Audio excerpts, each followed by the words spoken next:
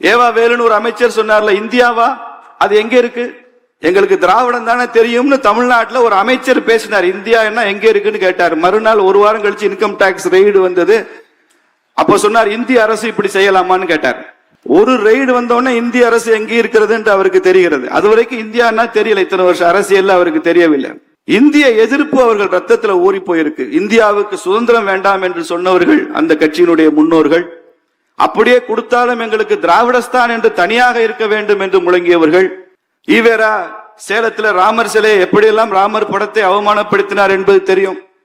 ஐயா வீரமணி அவர்கள் கூட ஒரு முறை குறிப்பிட்டார், நாங்கள் ராமனுக்கு செருப்பு மாலை அணிந்த பிறகு திமுக மறுபடியும் ஆட்சிக்கு வந்தது அப்படின்னு சொன்னார்.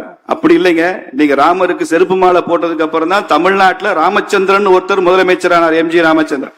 ராமன் எப்படி பழி வாங்குவார்? ஒரு விநாயகரை ஈவேரா உடைத்த பிறகுதான் இன்னைக்கு தமிழ்நாடு முழுக்க 1 லட்சம் விநாயகர்களாக இன்னைக்கு ஊர்வலம் போய் கொண்டிருக்கிறோம். தமிழ்நாடு முழுக்க தெய்வ நிந்தனை செய்கிற கட்சியாக இருக்கு. கனிமொழி அக்கா பேசுறாங்க, திருப்பதி வெங்கடாஜலபதி சக்தி வாய்ந்த கடவுள் என்றால் அந்த உண்டியலுக்கு ஏன் போலீஸ் பாதுகாப்பு கொடுக்கறாங்கன்னு கேட்கிறாரு. நாமெல்லாம் போனா வெங்கடாஜலபதி தான் தெரிகிறாரு, கனிமொழி அக்காவுக்கு உண்டியல் தான் தெரியுது. அப்ப கூட நாம சொன்னோம், இப்பெல்லாம் திமுக காரன் நிறைய பேர் கோயிலுக்கு போறாங்க, அதனால உண்டியலுக்கு போலீஸ் பாதுகாப்பு போட வேண்டியிருக்கு. நீங்க கோயிலுக்கு போறதுனால அந்த அவசியம் வருகிறது. இப்படி கடவுளுக்கு எதிராக, இந்து தர்மத்திற்கு எதிராக, இந்துவுக்கு எதிரான கட்சி திராவிட முன்னேற்ற கழகம். அதை அவர்கள் வெட்கப்படுவதில்லை, கூச்சப்படுவதில்லை, வெளிப்படையாகவே சொல்றாங்க. Anti Hindu, anti God, anti India. DMK Raman எந்த கல்லூரியில இன்ஜினியரிங் படிச்சான்னு கேட்டாரு. ஹிந்துன்னா திருடன்னு சொன்னாரு திராவிட முன்னேற்ற கழக தலைவர்.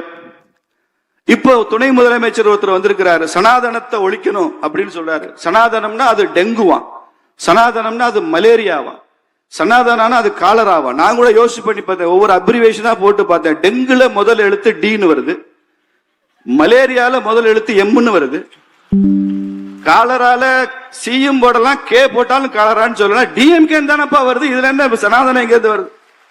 டெங்கு, மலேரியா, காலரா டிஎம்கே தானே சொல்லி இருக்கிறாரு என்றுதான் நமக்கு பொருள் புரிகிறது. ஆனால் இன்னைக்கு அவர் கோர்ட்டுக்கு அலைஞ்சிட்டு இருக்கிறாரு, வழக்கு நடந்து கொண்டிருக்கிறது. எப்படிப்பட்ட ஒரு அரசியலை முன்னெடுக்கிறாங்க பாக்க. இவங்க பொருளாதாரம் பற்றி பேசுவதில்லை, வேலை வாய்ப்பை பற்றி பேசுவதில்லை. இன்னைக்கு தமிழ்நாட்டில் போதை பொருள் இல்லைன்னு, போதை பொருள் நடமாட்டமே இல்லைன்னு ஒரு அமைச்சர் சர்டிபிகேட் தர்றாரு. ஊர்ல போய் பாருங்க, கிராமத்துக்கு போதை பொருள் இருக்கிறது. பள்ளிக்கூட வாசலுக்கு எதிர்த்தாப்புல ஒரு பெட்டி கடையில போதை மருந்து விற்கிறான். அதை அந்த போதை மருந்தை உட்கொண்டு விட்டு அன்னைக்கு மாணவர்கள் பள்ளிக்கூடத்துக்கு வர்றான், ஆசிரியர்கள் அச்சப்படுறாங்க. பெண்களுக்கு பாதுகாப்பு இல்லை. பல்கலைக்கழக வளாகத்திலேயே பெண்கள் மீதான பாலியல் துன்புறுத்தல் நடக்கிறது. எப்படிப்பட்ட இன்னைக்கு இந்தியாவிலேயே அதிகமான குடிகாரர்களை கொண்ட மாநிலம் தமிழ்நாடு, நம்பர் 1.